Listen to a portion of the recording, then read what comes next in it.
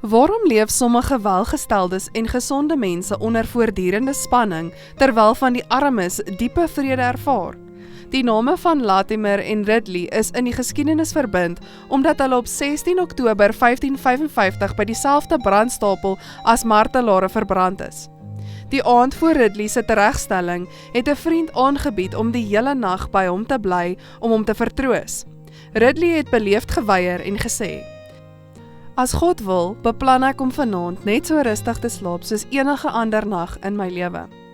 Hoe kon Ridley soveel vrede ervaar toe hy op die punt was om letterlik alles op aarde te verloor, selfs sy eie lewe? Naarmate ons meer lewenservaring opdoen, begin ons verstaan dat vrede nie die afwesigheid van probleme is nie. Dit hang nie af van volmaakte gesondheid, groot rykdom of sprokiesverhoudings nie. Ons vind eerder ware vrede wanneer ons God vind. Paulus skryf in Filippense 4 vers 6-7: "Wees oor niks besorg nie, maar laat julle begeertes in alles deur gebed en smeking met danksegging bekend word by God. En die vrede van God, wat alle verstand te bowe gaan, sal julle harte en julle sinne bewaar in Christus Jesus."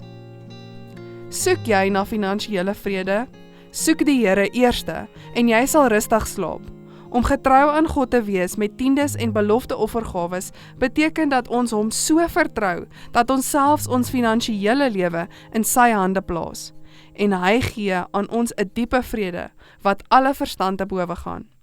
Laat ons onsself laaste stel en God eerste.